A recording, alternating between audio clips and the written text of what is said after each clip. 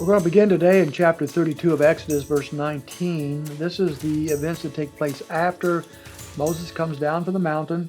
The people have committed idolatry, and Moses comes down, and we see in verse 19 his anger burned, and he threw the tablets from his hand and shattered them at the foot of the mountain. So the Ten Commandments, written by the finger of God, we understand earlier, has now been shattered. The people have already broken spiritually the Ten Commandments, and now they have broken them physically as well.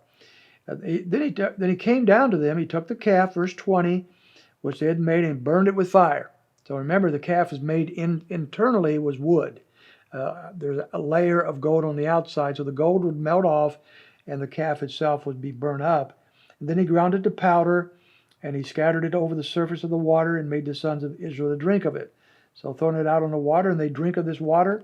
I'm not sure exactly the purpose there, except that they're going to have the consequences of their sins. In verse 21, he turns to Aaron and he says, basically, why did you let these people do this to you?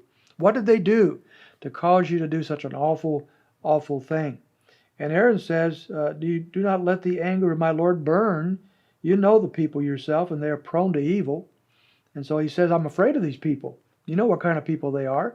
And so out of fear for his own skin, Aaron has given in.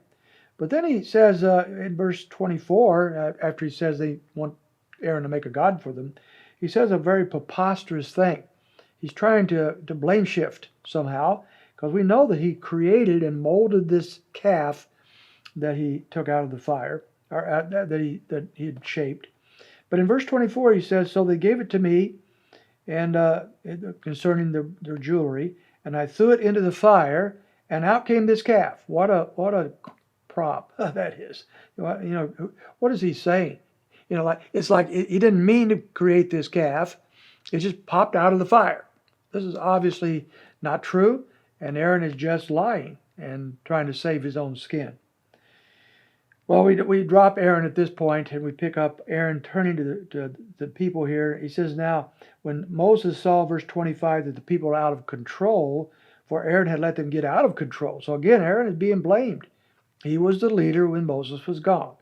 And Aaron was responsible to keep these people under control, and he didn't do that. And because he didn't do that, Moses has to step up. So we saw Aaron didn't do it, but Moses is going to do so. And then Moses stood in the gate of the camp, and he says, whoever is for the Lord, come to me. And the Levites joined together, and he sent them out to kill people who apparently had rebelled against him. Verse 28, 3,000 of the people of the day fell. Now, we're going to see some more fall later on at the end of the chapter. God brings a plague upon them. And I'm guessing, I don't know for sure, but I'm guessing that the people that were put to death by either the Levites or by God himself, verse 35, were those who led in this rebellion. All hundreds of thousands of these people did not have the same intensity against the Lord, but the leaders did. And so I'm guessing here that that's who we have who are going to face this death at this time. But then Moses goes back up on the mountain to speak with God, and we find in verse 30 a very touching scene. Moses said to the people, you yourselves have committed a great sin, and now I'm going up to the Lord. Perhaps I can make atonement for your sin. So Moses, who did not sin, is going to go up to stand in the gap for the people. And he says to the Lord, alas, this people have committed a great sin. So confession of sin, no pulling punches. They have made a god of gold for themselves. They have done wrong. There's no question about that whatsoever. And then he turns to the Lord and he says in verse 32, one of the most touching verses, I think, in all the Old Testament. He says, if you will, forgive their sins. And notice the dash in the middle of the verse there. I think you'll find that in any translation. I think at this point, Moses has no other argument. There's nothing really he can say. The people are guilty. They deserve to be destroyed. But I think since he has no more to say and he's so emotionally invested here, that very likely he broke down in tears. He couldn't go on in his prayer. And so instead of giving a reason why he shouldn't destroy them, he simply says to the Lord, and if not, if you can't forgive them, please let me be blotted out as well from the book which you have written. He wants to suffer the same fate as the people of Israel. And this book that we're talking about here is not the Lamb's Book of Life, found later in the New Testament. This is the book of the living, I believe. He's basically saying, let me die with them. If you're going to destroy them, let me die with them. But the Lord said to Moses, whoever sinned against me, I will blot him out of my book. I'm going to take the lives of certain ones.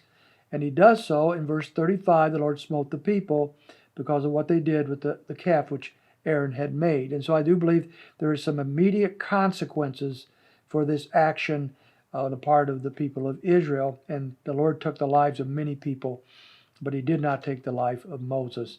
But he didn't eradicate the nation either.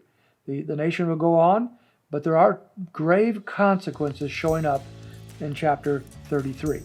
So we will look at those next week. I hope you can be with us for our Wonderful Day in the Lord podcast next week as we continue the story of the nation of Israel, even while they're still in the wilderness.